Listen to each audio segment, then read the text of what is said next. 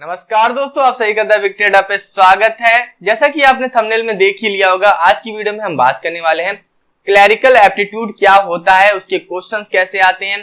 क्योंकि बीएसएफ की एग्जाम में आपको पता है कि 20 क्वेश्चन इसमें से आने वाले हैं और मैं सबसे कहूंगा यही कि सबसे इजी टॉपिक है ये। इसमें से अगर आपने 20 में से 20 नंबर नहीं दिए तो सिलेक्शन में दिक्कत हो जाएगी, क्योंकि सबसे इजी टॉपिक है और बहुत आसानी से इसको किया जा सकता है। तो आज की वीडियो में मैं आपको समझाऊंगा किस तरह से क्वेश्चंस आते हैं, आपको दिखाऊंगा भी, स्क्रीन पे टाइप्स भी दिखाऊंगा और पूरी तरह से आपको समझा दूंगा।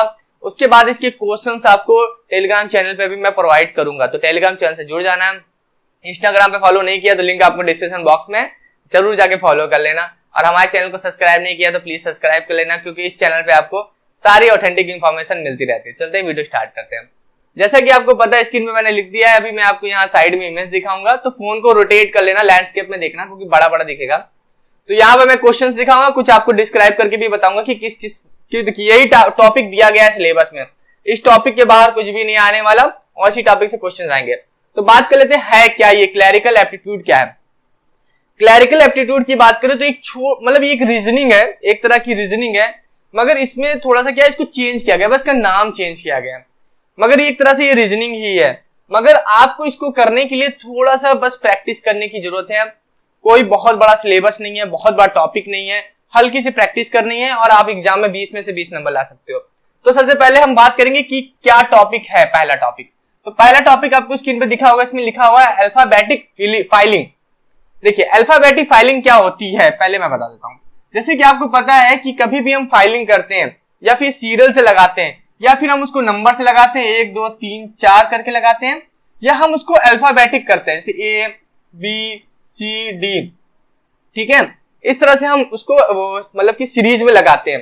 तो अल्फाबेटिक फाइलिंग क्या होती है, इसमें आपको क्वेश्चंस कैसे आते हैं, आपको स्क्रीन पे क्वेश्चन दिख रहे होंगे। इसमें क्या होता है कि एक वर्ड्स दे दे, मान लीजिए कि आपको क्वेश्चन दे दिया कि सन दे दिया, ठीक है, और दूसरा दे दिया सन, और तीसरा दे दिया मून, और चौथा दे दिया, और क्या दे दे, अर्थ। अब इसमें बोल रहा है कि इसको अल्फाबेटिक ऑर्डर में इसको सेट करो। इसको कैसे अल्फाबेटिक ऑर्डर में सेट करेंगे? देखिए अल्फाबेटिक ऑर्डर में सेट करने का मतलब है कि पहले कौन सा वर्ड आए, पहले कौन सा लेटर आएगा।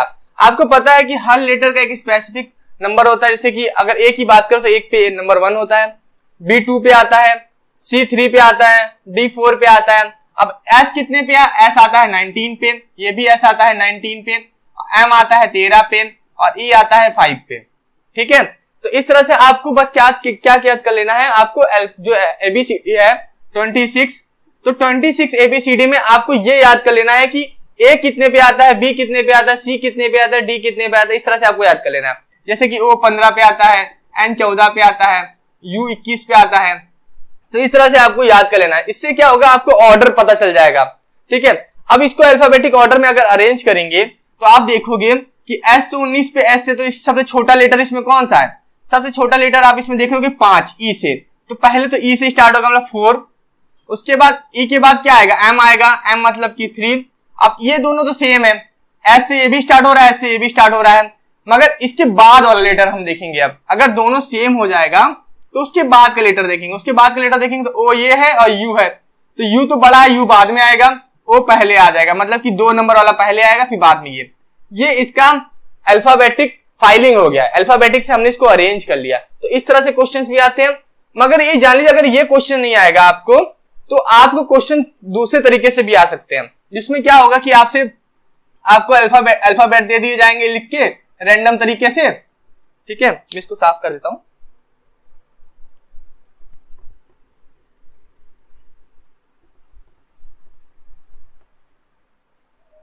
उसमें क्या होगा कि आपको अल्फाबेट क्या है, रैंडम तरीके से दे दिए जाएंगे, ठीक है। और उसके बाद आपसे पूछा जाएगा इसको अल्फाबेटिक में अरेंज करो, ठीक है।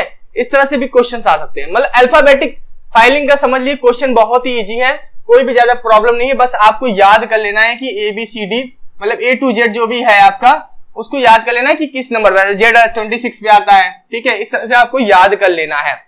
उसके बाद हम जाते हैं नेक्स्ट टॉपिक में। नेक्स्ट टॉपिक की बात करें तो इसमें लिखा हुआ है attention to details. Attention to detail की बात करें, देखिए ये थोड़ी सी इसमें क्वेश्चंस कैसे आते हैं, इसमें क्वेश्चंस में बता देता हूं। अभी आपको स्क्रीन पे साइड पे दिखेगा, ठीक है। मैं आपको सब कुछ समझाऊंगा बिल्कुल, मतलब कि आपको कोई और वीडियो देखने की जरूरत नहीं पड़ेगी। इसमें आपको साइड में दिखेगा अटेंशन टू डिटेल में आपको एड्रेस दिख रहा होगा, ठीक है। एक क्वेश्चन में एड्रेस दिख रहा होगा, उसके नीचे 4 ऑप्शन में एड्रेस दिख रहे हैं। देखिए इसमें एड्रेस में कैसे, मान लीजिए कोई एड्रेस है, ठीक है, गांधी नगर, ठीक है, और मान लो दे दिया 124121, ठीक है। अब ये आपका दे दिया, अब इसमें ऑप्शन दे दिया ए बी और सी डी करके, ठीक है। अब इसमें पहले में दे देगा गांधी, अब गांधी की स्पेलिंग में थोड़ा गलती कर देगा, डबल ई कर देगा, नगर में ए लगा के ऐसे कर देगा और 2112 कर देगा, ठीक है। उसके बाद फिर एक गांधी, फिर ये वाला नगर लिख देगा, फिर 2121 लिख देगा, फिर गांधी में डबल ए लगा के 2121 लिख दिया, और इसमें क्या किया, गांधी में डबल ए लगा के NDHE करके NAGAR2121। अब इसमें से बोल देगा, इसमें आपको अटेंशन देनी है, आपको मेन बात देखनी क्या है कि जो आपका क्वेश्चन दिया हुआ है वो चारों ऑप्शन में कैसे मिल रहा है कि नहीं मिल रहा, ठीक है। तो आप देखेंगे ए में गलती है क्योंकि गांधी की स्पेलिंग गलत है।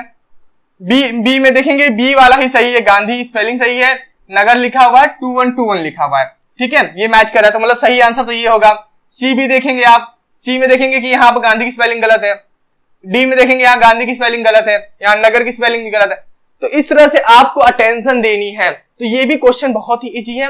मैं आपको बता दूं 20 क्वेश्चन आएंगे, तो 20 क्वेश्चन 5-5 करके आ सकते हैं टॉपिक से, या 4-4 करके आ सकते हैं, ठीक है। 20 क्वेश्चन ही बनने हैं, तो अगर अटेंशन टू डिटेल की बात करें तो इसमें से आपके 5 क्वेश्चन आ सकते हैं या फिर 4 क्वेश्चन आ सकते हैं, ठीक है। तो इस तरह से क्वेश्चन बनेंगे, आपको मैं पीडीएफ भी प्रोवाइड कर दूंगा टेलीग्राम में, बहुत इजी है, बहुत अच्छे से नंबर आप इसमें गेन कर सकते हो। चलते हैं अब हम नेक्स्ट क्वेश्चन की बात कर लेते हैं कि नेक्स्ट टॉपिक क्या आएगा। नेक्स्ट टॉपिक की बात करें डाटा चेकिंग। इसमें थोड़ी सी आपको प्रॉब्लम हो सकती है डाटा चेकिंग में। डाटा चेकिंग में प्रॉब्लम इसलिए हो सकती है क्योंकि डाटा चेकिंग में क्या होता है, इसमें पूरा चार्ट दे देता है, आपको स्क्रीन पे दिख रहा होगा, इस तरह से एक डाटा दिखेगा आपको, फिर उसके नीचे डाटा दिखेगा, उसके बाद आपको उसके क्वेश्चन सॉल्व करते हैं, या फिर आपको सेकंड टाइप का दिखेगा, उसमें डाटा दे देगा, उसमें कुछ भी डाटा बना देगा, उसमें कोई चार्ट बना देगा, ठीक है, ठीक है, उसमें कोई चार्ट बना देगा और उसमें कुछ नंबर्स दे देंगे ऐसे, ठीक है, कुछ नंबर्स दे देंगे, ए बी करके ऐसे कर देगा, ठीक है, और इसके बाद आपको क्वेश्चंस पूछा जाएगा। तो आपको डाटा चेक करना है, ठीक है। आपको पूछ लेगा सी के, मान लो यहाँ पर ये, इसको क्या नंबर देते हैं, 1 2 3, ठीक है, इस तरह से बोलेगा सी के 3 कॉलम में कौन सा है, ठीक है। इस तरह से आपको डाटा चेक करना है। तो डाटा चेकिंग करने वाले में थोड़ी सी प्रॉब्लम हो सकती है, मगर आप प्रैक्टिस करोगे तो ये भी इजी से हो जाएगा, कोई डिमोटिवेट होने की जरूरत नहीं है, ठीक है।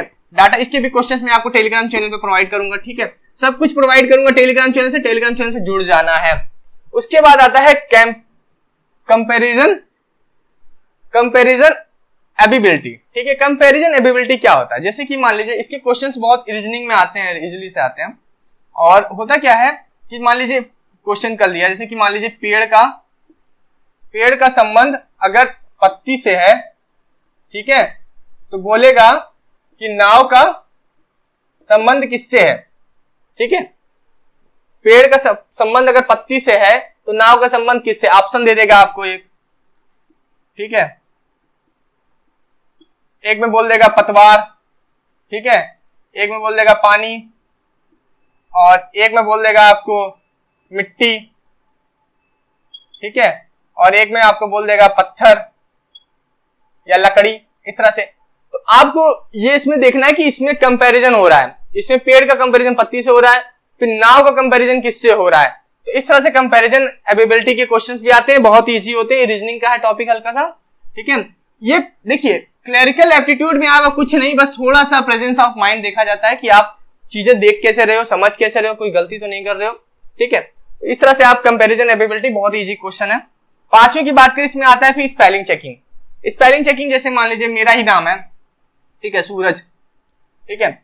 अब इसमें पूछेगा कि अब इसमें ढेर सारे नाम दे दिया, सूरज दे दिया, ठीक है, एक दे दिया मून, ठीक है, और एक मान लीजिए दे दिया आपको कुछ भी अर्थ दे दिया, ठीक है, और एक आपको दे दिया मान लीजिए जुपिटर दे दिया ना, जुपिटर। अब देखिए, अब इसमें से पूछ लेगा कि कौन सी स्पेलिंग गलत है, ठीक है। अब मेरी नाम की स्पेलिंग सही है, मून की सही है, अर्थ की सही है। अब जुपिटर में आपको डाउट लग रहा होगा जुपिटर की स्पेलिंग क्या होती है, ठीक है।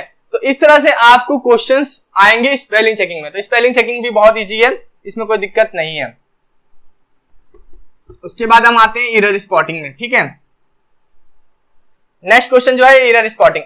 एरर स्पॉटिंग में कुछ भी नहीं है, एरर स्पॉटिंग में एरर फाइंड करना है क्वेश्चंस में, मगर उसमें भी कोई दिक्कत नहीं होगी, आपको आसानी से कर लोगे। उसके बाद आते हैं मिसलेनियस इश्यूज में। मिसलेनियस इश्यूज में क्या क्वेश्चन आ सकते हैं? देखिए मिसलेनियस इशू में अधिकतर जो आता है वो आ जाता है आपका मैट्रिक्स, ठीक है। मैट्रिक्स आपको पता होगा, इस तरह से दो बॉक्स बने रहते हैं, ठीक है, और ये हो गया बी हो गया, और इसमें आपका मैट्रिक्स बना होता है।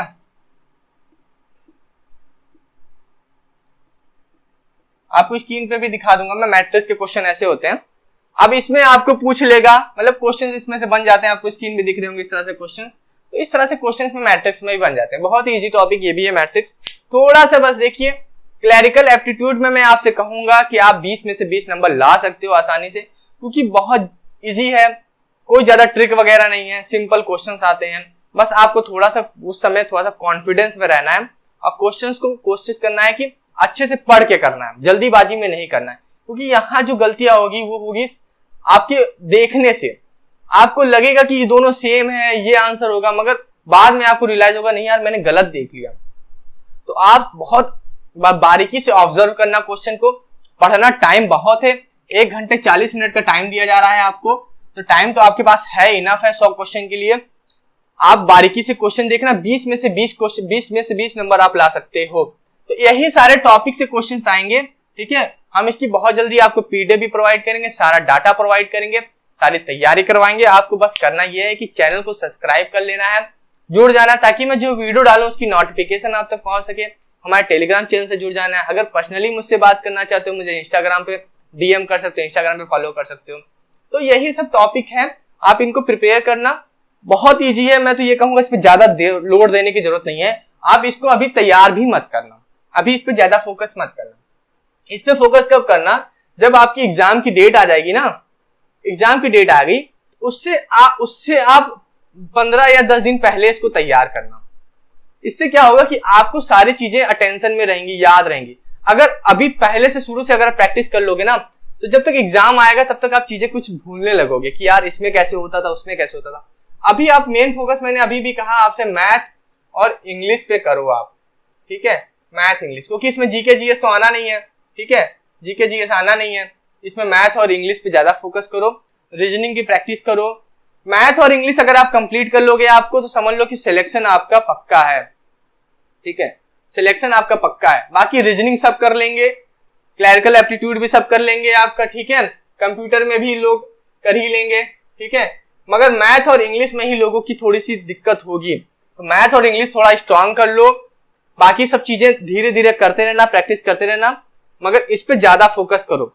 तो वीडियो को ही समाप्त करते हैं। वीडियो अच्छी लगी तो वीडियो को लाइक जरूर करना, दोस्तों के साथ शेयर करना।